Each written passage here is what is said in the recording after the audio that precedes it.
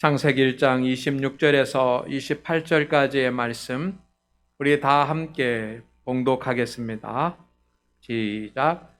하나님이 이르시되 우리의 형상을 따라 우리의 모양대로 우리가 사람을 만들고 그들로 바다의 물고기와 하늘의 새와 가축과 온 땅과 땅에 기는 모든 것을 다스리게 하자 하시고, 하나님이 자기 형상 곧 하나님의 형상대로 사람을 창조하시되 남자와 여자를 창조하시고, 하나님이 그들에게 복을 주시며 하나님이 그들에게 이르시되 생육하고 번성하여 땅에 충만하라. 땅을 정복하라. 바다의 물고기와 하늘의 새와 땅에 움직이는 모든 생물을 다스리라 하시니라. 아멘. 10월 29일을 우리는 기억합니다. 이태원 참사가 있던 날입니다. 너무 마음이 아프고 또 슬프고 그리고 또 분노심도 일어나는 그런 사건이었습니다. 지금도 마음이 먹먹합니다. 유족들과 그리고 우리나라 모든 국민들이 슬픔 가운데 있습니다. 하나님께서 이 슬픔을 온전히 치유해 주시기를 소망합니다. 그리고 이 어려운 일을 계기로 해서 더욱 안전한 나라로 나아가는 그런 출발점이 되어야 할 것입니다. 우리나라는 좋은 나라입니다. 그렇게 될 것을 확신합니다. 그러나 저는 한 가지 더 나아가서 우리 그리스도인들에게 책임이 있다고 생각을 합니다.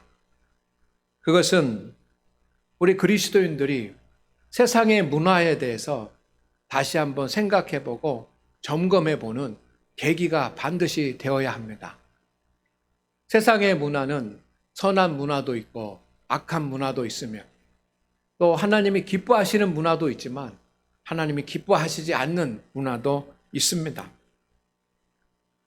하나님은 우리가 살아가면서 지혜와 이성과 능력을 주셔서 세상에 좋은 문화를 만들 수 있는 그런 권세를 주셨습니다.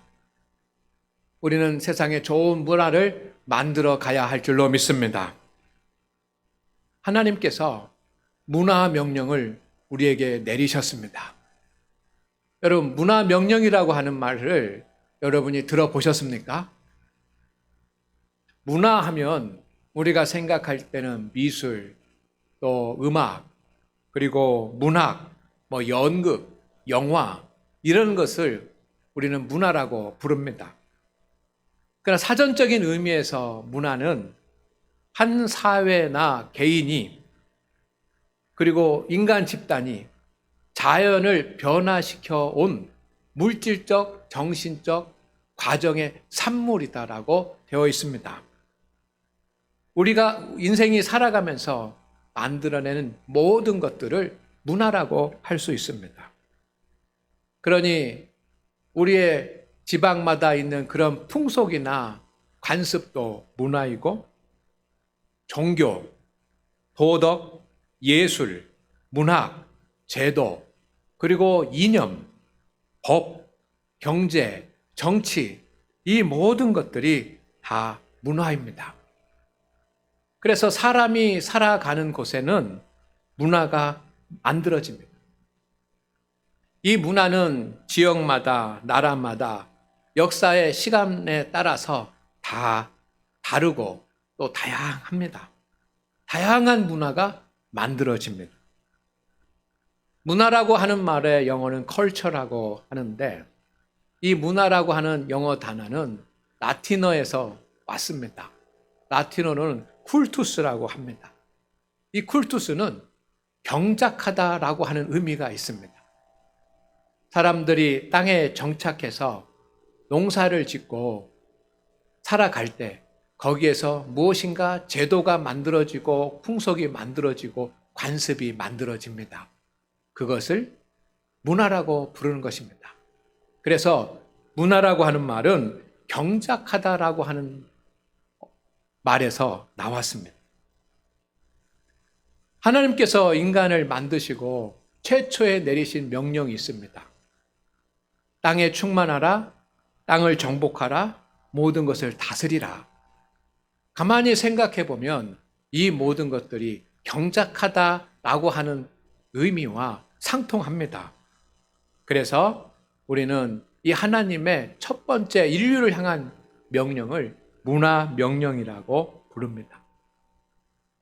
인류가 땅에 살면서 땅을 정복하고 땅을 다스리고 하다가 보면 문화가 만들어집니다. 우리나라도 농경 문화가 있었지 않습니까? 지금도 그렇고 우리의 농경 문화라고 하는 그런 환경 가운데 품앗이라든지 두레라든지 이런 문화들이 만들어졌습니다. 사람이 땅을 경작하고 살아가는 그곳에는 문화가 만들어집니다. 일제강점기와 그리고 신탁 통치 기간에 우리는 좌파, 우파라고 하는 문화가 만들어졌습니다. 사회주의, 자유주의라고 하는 문화가 만들어졌습니다. 어떤 때는 좋은 문화도 있지만 어떤 때는 나쁜 문화도 있습니다. 성도 여러분, 하나님께서 하나님의 형상대로 세상을 창조하셨습니다.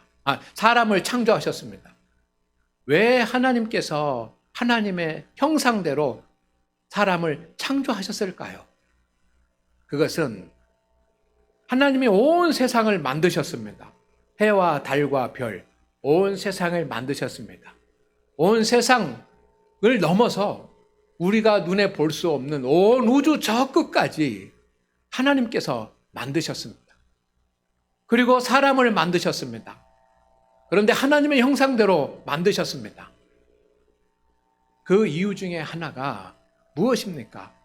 하나님이 만드신 이 모든 세상, 이 모든 온 우주를 하나님 대신해서 잘 관리하도록 하나님께서 하나님의 형상대로 남자와 여자를 창조하셨습니다. 그래서 성경에 이것이 복이라고 오늘 말씀에 되어 있습니다. 인류가 받은 복이 무엇입니까? 하나님의 형상대로 지음받고 하나님의 형상대로 지음받아서 하나님이 만드신 세상을 잘 다스릴 수 있도록 된 것, 이것이 축복인 줄로 믿습니다. 성경은 그렇게 말합니다. 이것, 하나님의 형상대로 지음받은 인간에게 하나님이 만드신 모든 세상을 다스리고 정복하고 잘 하나님 대신해서 관리하도록 한 것, 이것이 바로 문화 명령입니다. 성도 여러분, 인류는 그 후에 이렇게 하나님께서 주신 땅에 살면서 자연과 세상 가운데서 살아가면서 다양한 문화들을 만들었습니다. 좋은 문화, 좋은 제도들도 많습니다. 그러나 우리가 분명히 생각해 보아야 될 것은 인간이 만든 문화는 잘못된 것들도 많습니다. 정말 그렇지 않습니까? 인간이 만든 문화들 중에 얼마나 잘못된 것들이 많이 있습니까? 일일이 시간이 없기 때문에 다 말씀드릴 수 없지만 우리는 그것을 잘 압니다. 왜? 인간이 살아가면서 좋은 문화도 만들지만 잘못된 문화를 만듭니까? 저는 크게 두 가지 이유가 있다고 생각을 합니다. 첫째는 하나님의 형상대로 창조되었지만 하나님의 형상을 잃어버렸기 때문입니다. 아담과 하와가 범죄함으로 말미암아 인류는 하나님의 형상이 훼손되었습니다. 손실되었습니다. 하나님의 형상대로 지음을 받고 하나님의 형상을 유지해야지만 하나님의 세상을 잘 관리하고 좋은 문화를 만들 수 있는데 하나님의 형상을 잃어버렸으니 노력하고 수고해도 좋은 문화도 만들지만 때로는 잘못된 문화도 만들어 갈 수밖에 없는 것 아닙니까? 하나님의 형상을 잃어버렸기 때문입니다. 그래서 죄악된 문화를 인류는 만들기도 합니다. 거기에 우리가 동참하기도 합니다. 두 번째는 하나님의 명령, 문화 명령을 잘못 이해하기 때문입니다. 하나님께서는 이런 뜻으로 말씀하셨는데 그것을 우리가 오해하고 잘못해서 하나님의 뜻이 아니라 잘못된 방향으로 인간의 욕구대로 문화를 만들기 때문에 잘못된 문화, 타락의 문화 만들어지는 것입니다. 성도 여러분, 하나님의 문화 명령이 무엇입니까? 세 가지입니다. 오늘 저는 그것을 우리 성도들과 함께 나누기를 원합니다. 첫째는 뭐냐면 따라합니다. 생육하고 번성하여 땅에 충만하라. 오늘 이 말씀이 우리에게 주시는 하나님의 명령이 되기를 소망합니다. 하나님이 형상대로 남자와 여자를 창조하셨습니다. 그리고 제일 먼저 내린 명령이 생육하고 번성하여 땅에 충만하라. 우리는 이것을 주의 깊게 그리고 아주 무겁게 받아들여야지만 됩니다. 생육하고 번성하여 땅에 충만하라고 했지만 우리는 그렇게 하지 못했습니다. 이 하나님의 명령을 따르지 못했습니다. 그 결과 오늘 인류는 가장 큰 문제가 있는데 전쟁의 문화와 전쟁의 위기 가운데 살아가고 있는 겁니다. 얼마나 많은 핵무기가 배치되어 있고 또 얼마나 많은 시간 동안 전쟁이 일어나서 사람의 생명을 잃고 재산을 잃고 합니까? 하나님은 자손을 번성하여서 온 땅을 가득 채우라 하십니다. 생육하고 자녀를 많이 낳으라고 한 말입니다. 번성하여 이것도 자녀를 많이 낳으라고 하는 말입니다. 땅에 충만하라. 이 말씀은 하나님이 만드신 온 세상을 가득 채우라라고 하는 말씀입니다. 자녀들을 많이 낳아서 하나님이 만드신 온 땅을 가득 채우라는 것입니다. 왜? 하나님이 만드신 모든 세상을 온전히 잘 관리하게 하기 위해서인 줄로 믿습니다. 그래서 하나님은 모든 인류가 사방에 흩어지기를 원하셨습니다. 흩어져 살면서 하나님의 세상을 잘 관리하면서 평화하기를 원하셨습니다. 모든 민족, 모든 나라, 아주 소수 민족이라고 하더라도 하나님 앞에는 다 소중하고 중요하고 존귀한 존재들입니다. 왜? 하나님의 명령을 맡아서 하나님의 땅을 잘 다스려야 하기 때문입니다. 그렇게 온 세상에 흩어져서 하나님의 뜻을 잘 관리하는 것이, 땅을 잘 관리하는 것이 인간의 주신 하나님의 명령입니다. 그러나 인간은 흩어지려고 하지 않고 모이려는 성향이 있었습니다. 창세기 11장 4절 말씀을 함께 읽겠습니다. 시작.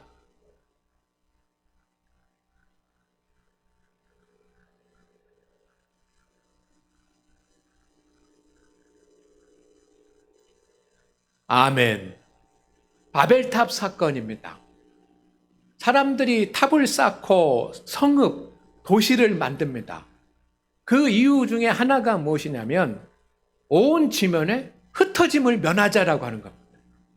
흩어짐을 면하고 흩어지지 말고 우리 함께 모여서 살자는 것입니다. 그런데 하나님은 이 사람들은 바벨탑을 쌓으면서 모여서 살자, 흩어짐을 면하자라고 하는데 하나님의 방법은 다릅니다.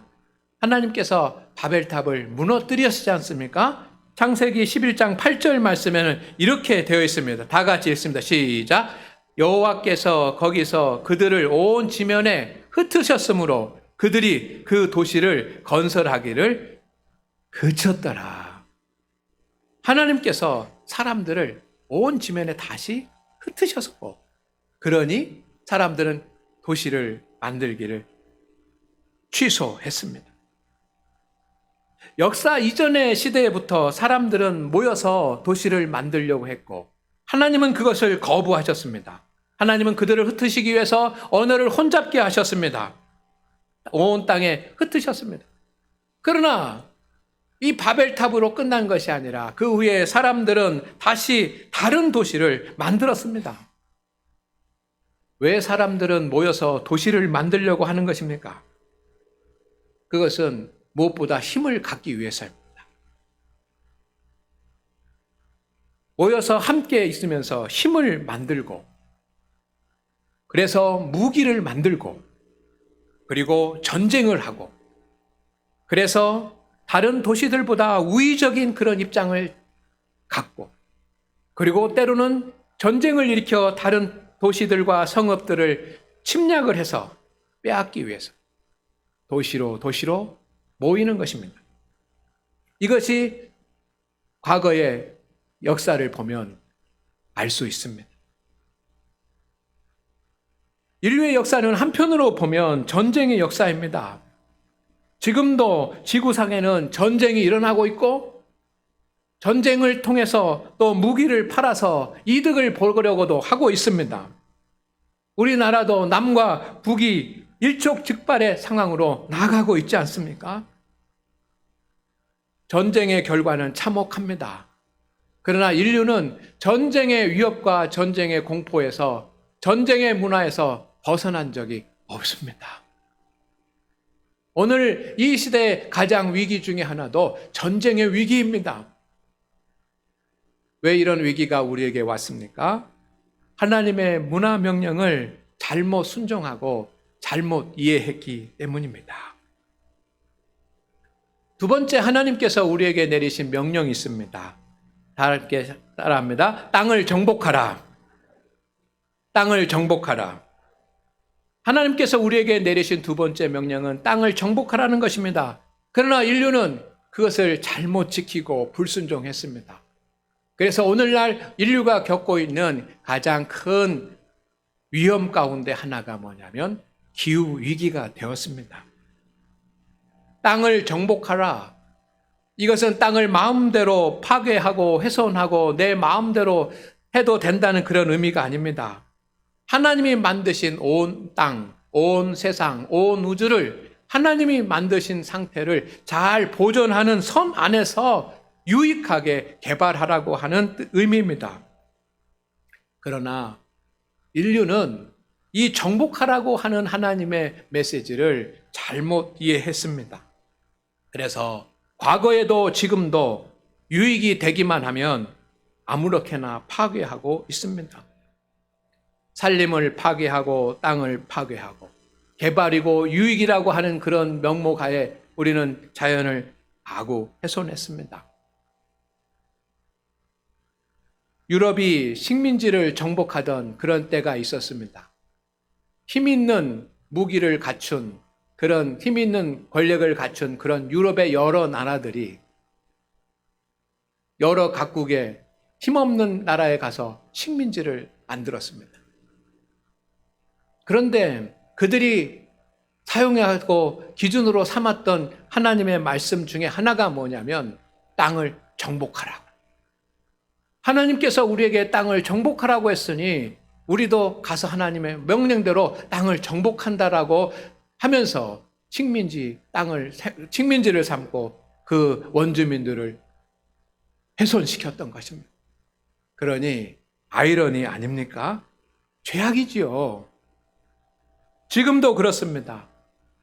자기에게 조그만 유익이 되면 마음대로 파괴하고 있습니다. 인류의 마지막 심장이라고 할 수 있는 그런 곳, 폐라고 할 수 있는, 숨 쉴 수 있는 산소의 공급처가 아마존에 있는 열대우림입니다.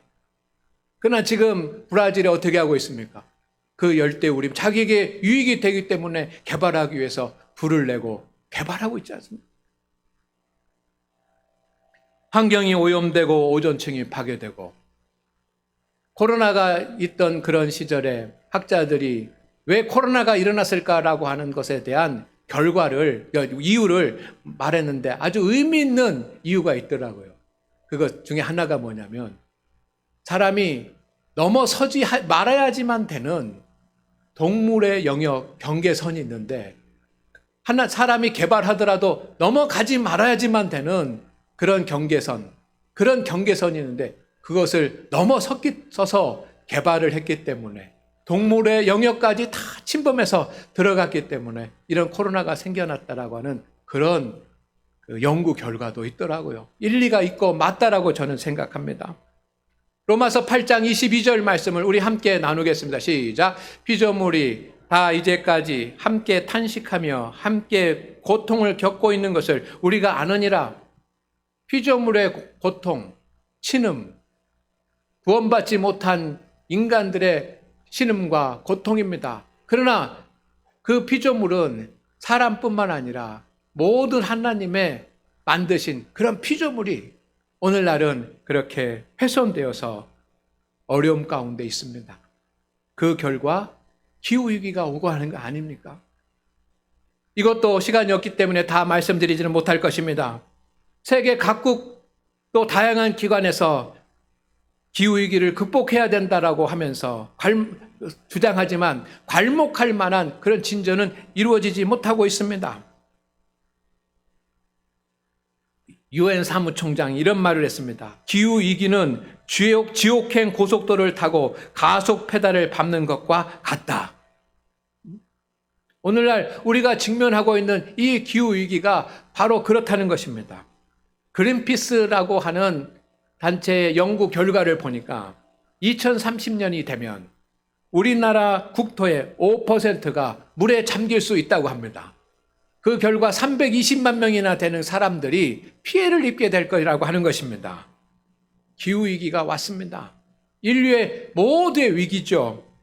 이것은 하나님이 우리에게 주신 문화명령에 순종하지 않은 그런 결과이고 그것을 잘못 해석한 그런 결과입니다. 세 번째, 하나님의 문화명령은 모든 생물을 다스리라입니다. 다음 시작. 하나님은 모든 하나님의 만드신 생물들을 다스릴 수 있는 그런 통치권을 우리에게 주셨습니다. 그런데 그 통치권을 잘못 사용을 해서 오늘날 가장 큰 위기 중에 하나는 뭐냐면 동성애의 위기입니다. 하나님은 사람들에게 통치권을 주셨습니다. 다스리라라고 하는 말은 통치하라고 하는 말입니다. 그러나 마음대로 통치하고 마음대로 하라는 그런 말이 아니고 하나님의 나라가 되게 하나님을 대신하여 통치할 수 있는 그런 대리 통치권을 주신 것입니다. 그러나 인간은 때로는 좋은 문화도 만들지만 인간은 그 하나님의 명령을 어기고 자기의 육적인 쾌락의 문화, 하나님의 뜻과 반하는 하나님이 기뻐하시지 않는 그런 문화를 만드는 일에 집중하고 있습니다. 주님이 이 땅에 다시 오실 것인데 주님이 다시 오셔서 심판하신다고 하는 그런 생각을 다 잊어버리고 그렇게 잘못된 문화들을 만들고 있습니다. 요즘은 그 중에 가장 큰 위기가 저는 동성애 문제라고 생각을 합니다. 동성애는 항상 죄악이었습니다. 종교적으로든 성경적으로든 문화적으로든 다 죄악이었습니다. 레위기 18장 22절 말씀을 우리 함께 읽어보겠습니다. 시작.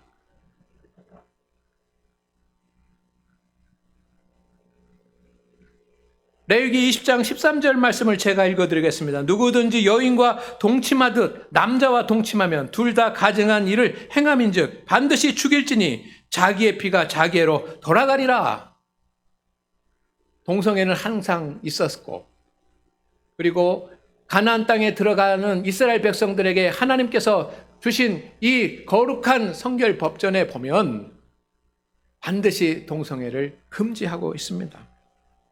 그런데 이 동성애가 현대는 서로 다른 문화의 하나로 취급이 되고 동성 간의 결혼이 합법화되는 그런 문화로 나아가고 있습니다. 여러분, 우리는 잘 구분을 해야지만 됩니다. 동성애자들이 절대로 차별받지 말아야지만 됩니다. 어떤 이유라고 하더라도 동성애를 한다라고 하는 그런 것 때문에 사회로부터 차별을 받거나 또 무시를 받거나 하면 안 됩니다. 왜냐하면 그들도 하나님의 백성이고 하나님의 자녀이기 때문에 그렇습니다. 또 나라적으로는 한 나라의 국민이기 때문에 그렇습니다. 절대로 차별을 받아서는 안 됩니다. 그러나 그 동성애는 치유되어야지 되고 회복돼야지만 되는 육적인 약함이요 마음의 질병인 것입니다. 그것이 하나의 문화가 되고 그것이 하나의 합법화가 된다고 한다면 그것은 안 될 일입니다. 교회는 어떻게 해야 될까요? 이 문제에 대해서 더 신중하게, 더 지혜롭게, 더 성경적으로 대처해 나가야지만 합니다. 그러나 세상은 이 동성애를 수용하는 그런 방향으로 나가고 있고 정치인들은 이 문제를 근본적으로 해결하려고 하는 것이 아니라 자기들의 정치적인 입장과 표 관리에 사용을 하고 있는 경향이 있습니다. 동성애가 합법화되는 것은 인간이 스스로 동물보다 못한 존재로 내려가는 그런 행위인 것입니다. 왜 이 동성애 같은 그런 것들이 합법화되고 그 하나의 문화가 되어져 가고 있습니까? 하나님의 문화 명령을 잘못 따르고 잘못 이해하기 때문 아닙니까? 성도 여러분, 교회와 성도는 항상 명심해야 합니다. 하나님의 문화 명령을 준수하여서 하나님 나라의 문화를 만들어갈 수 있기를 주의 이름으로 축원을 드립니다. 축원을 드립니다. 하나님이 우리에게 주신 명령은 지상 대명령이 있습니다. 마태복음 28장 19절에서 20절까지의 말씀입니다. 또 첫 번째로 주신 명령이 창세기 1장 26절에서 28절 문화 명령입니다. 교회는 세상의 빛이 되고 소금이 돼야지만 됩니다. 교회 스스로 거룩한 빛이 나야만 합니다. 그러나 세상도 하나님의 나라가 되어야 됩니다. 온 우주와 세상을 잘 다스리고 관리할 책임이 누구에게 있습니까? 어느 특정한 나라에 있습니까? 아니면 정치하는 정치인들에게 있습니까? 아닙니다. 우리 그리스도인들에게 있습니다. 하나님의 형상을 회복하고 하나님의 문화 명령을 알고 있는 우리 그리스도인들이 세상과 온 우주를 잘 관리할 책임이 있는 것입니다. 사랑하는 우리 장안교회 성도 여러분, 우리 교회부터 하나님의 문화 명령을 잘 시행하는 교회가 되기를 주의 이름으로 축원을 드립니다. 전쟁의 위기 가운데 있는 이 땅에 평화의 일이 일어나주고 기후의 위기 가운데 있는 곳에 우리가 생태가 환경이 보존되게 하고 동성애와 같은 그런 위기가 있는 곳에 생명의 운동을 하는 그런 우리 그리스도인들이 될 수 있기를 바랍니다. 우리가 할 수 있는 작은 일부터 시작하려고 합니다. 우리 교회도 하나님의 문화를 많이 만들어 가기를 원합니다. 그것이 무엇인지 우리는 다 알 수 없지만 하나님의 선한 문화들을 우리 교회 안에도 만들어 가십시다. 성도 여러분, 하나님께서 내리신 3가지 원칙의 문화 명령만 잘 지켜도 온 인류는 천국 같게 될 것입니다. 그런 일을 주님께서 우리에게 맡겨주셨다는 것을 알고 문화 명령을 잘 지키는 우리 성도 되시기를 주의 이름으로 축원을 드립니다. 주여 하나님, 오늘 우리 가운데 함께하여 주시옵소서. 이 땅에는 전쟁의 위기, 기후의 위기, 또 잘못된 문화의 그런 위기들이 있습니다. 우리 주님, 하나님의 형상을 회복하고 구원받은 우리 믿음의 성도들에게 하나님께서 이 땅을 잘 관리하도록 문화 명령을 주셨으니 우리가 이 명령을 잊지 않고 잘 실행하는 우리 성도들이 되게 하여 주옵소서. 예수님의 이름으로 기도드립니다. 아멘.